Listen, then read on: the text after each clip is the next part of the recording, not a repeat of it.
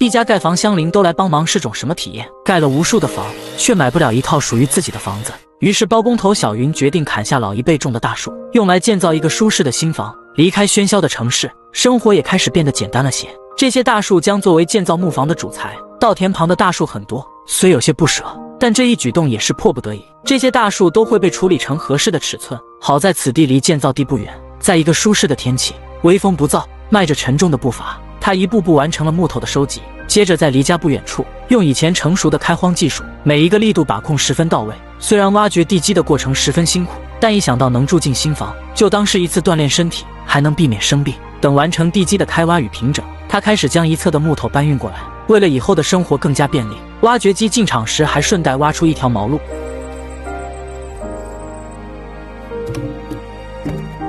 搬运好一些用于建造的材料，转机也开始到来。这些木头需要进行粗加工，他目前还不想请人帮忙着处理，时间和金钱总有一样会走在前面，并且后期还得请木工师傅进场，粗加工后再用电刨子反复抛光找平。因为他想以后上漆，所以这些工作前期都要认真做好的，就当是拯救这破碎不堪的人生。从这块场地开启，有了期待，一切便有了动力。等将木头大致加工完毕，紧接着需要弹线来开槽，这个过程比较复杂，一般都要请专业的木工师傅。于是他先是尝试自己能否完成一部分，果然没有什么事情是花钱不能解决的，不行就加钱，让更多的师傅参与进来。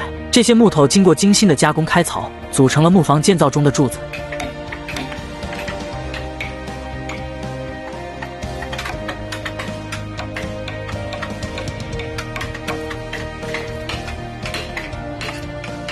而在大家开槽的时候，他开始准备用于搭建顶部的竹竿，这些是降低建造成本的方式之一。接着收集一些优质的棕榈叶，爬上爬下虽然有些危险，最终的成果还是收集好了足够多的盖顶材料。由于加工场地受限，他细心制作了些竹篾，将处理后的竹竿绑扎牢固。一个简易竹棚被快速搭建出来，那便是男人们的主战场。他则处理一些开槽的细节，以便完成房架的安装。这个过程需要很大的耐心和细心，为了让整个结构更加咬合稳固，连接部位都要进行精心处理，有师傅们的严格把控。建造一个个房架的材料并没有被浪费。加工以后，他们开始将柱子抬到一旁，然后放上各个构件，开始初次的组装。确定好以后，他们开始反复打磨木材表面。小云负责将每个构件喷漆，每项分工都有序地进行着。随后再将房架一一组装完毕。小云想建一个2层木房，这样更加方便以后的生活起居。好在没过多久，他们便完成了房架的安装。于是在并不晴朗的一天，一家盖房乡邻都来帮忙。他们将房架摆放好位置后，一起合力将房架竖立在地基上。没有参与过，也许很难感受到这种热闹与喜庆，这就是村民团结的力量。接着再将第2个房架给立起来，房梁和地板龙骨的安装固定难度极大，经过大家的努力，还是完成了安装。在上面固定主板十分危险，即便狂风小雨，他们也在努力地赶着工期。以前插秧不躲雨，打谷不泄粮，现在雨越下越大，大家并未停止建造的节奏。挖掘机也时刻准备着棕榈叶，他们打算将顶部覆盖完工再离去。大家都有一个期待，等木房完工后来这里吃大锅饭。跟在这里，它比任何地方都还有安全感。在附近干活的都来参与其中，这种体量的建造，一个人还真不行。而这种气氛也在渐渐消散。为了生活，年轻人都已背井离乡。伴随顶部覆盖工作越来越接近完工状态，小云定制的木楼梯已经成功进场。天色渐渐暗淡，他们一起快速将剩下的部分盖完。但下雨后的第2天，为摆放住处的工作带来了巨大的挑战。挖掘后再将住处按点位摆放，有了住处的加入，到时候再硬花地板，木房比较稳固。这次的建造让他感到如此的充实。等将住处摆放完毕，剩下的时间就是将周围清扫干净。随后他沿着外围开始放线，然后从一端直接进行挖掘平整，保持一定的挖掘范围，不仅方便建造，还留出了排水沟的面积。不过自己还有些积蓄，所以请挖掘机进场开路的同时，还顺带将房子周围的场地平整一遍。小云之前还是个工地包工头，这种工作对他来说已然十分熟悉，将整块场地处理平整，也好应对接下来的种植养殖计划。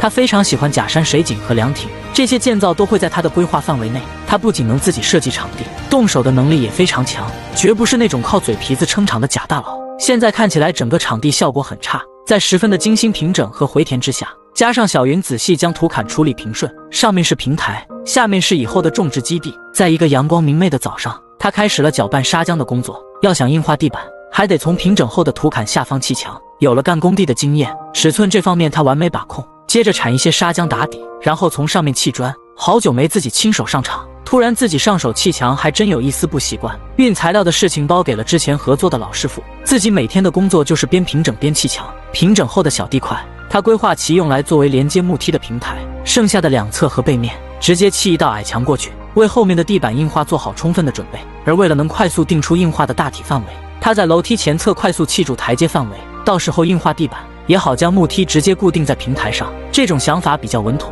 而建造矮墙后，木房似乎越来越好。一天也就这样过去了。新的一天，小云开始硬化地板，将搅拌后的砂浆铺开摊平，认真处理面层。这里可不能大意，以后还能带些老板过来喝茶谈生意。由于是逐步施工，前面干了，后面的还需等上些时日。时间匆匆而过，一早小云便赶往木材加工厂，他需要大量的木材来建一个厨房。现在他的时间基本全用在建房之上，运材料亲自开车拉回基地，这笔费用也就省下了。一个人搬运较为辛苦，主房的墙体都还未开始，工作量巨大，运回来的木方来回抛光打磨。为了更好地进行弹线操作，他甚至收集了些废弃电池。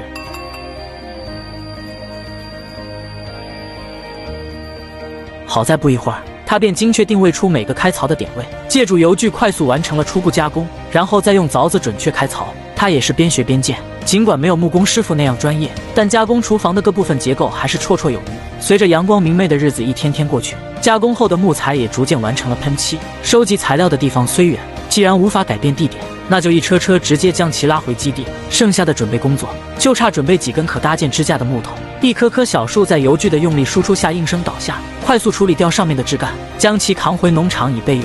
回来后随即立2根柱子加根横梁，在家人的帮助下，他们快速将一个个房架树立起来，以同样的盖顶方式完成了厨房的盖顶工作。然后沿着外围挖出地板的具体轮廓，用红砖快速砌筑出一道矮墙，搅拌砂浆以后铺开摊平过去，再检查每个角落并填补凹槽，厨房地板的硬化也就顺利完成了收尾。接着用卷尺精确定位开槽点位，直接用凿子费时费力。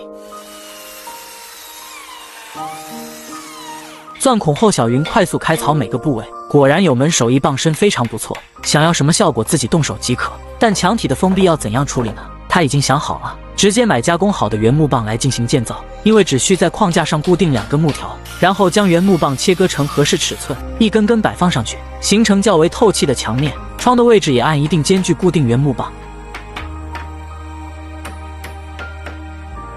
内部选择性用几根原木棒塑造出线条感，让墙面线条感稍微变得丰富些。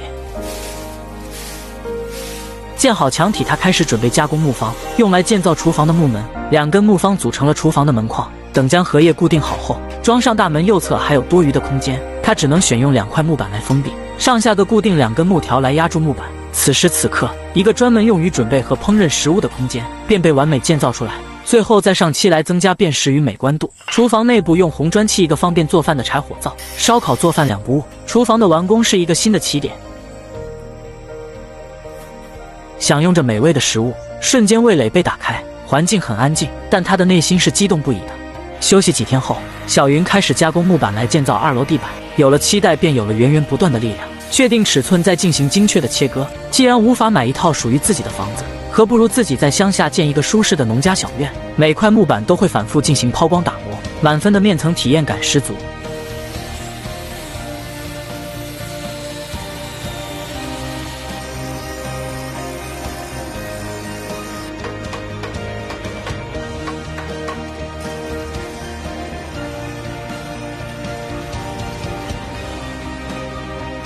除了加工木板，还需加工一些木条，因为在铺设木板之时，可以很好的解决接缝难题，然后再打入钉子将其牢牢固定。加工出的凹槽和木条完美连接，使得地板更加容易打理和维护。就算从1楼仰视，无缝拼接直接提高了整个地板档次。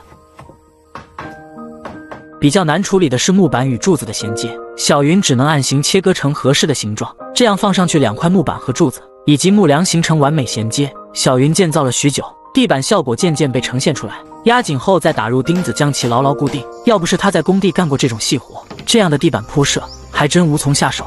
柱子的地方处理得十分满意，尽管现在看上去高低错落感明显，他并不着急，先将铺设后的地板清扫干净。接下来的时间得好好处理地板的面层，以后光脚踩在上面十分舒适。等建完木房，才能分时间来布置庭院。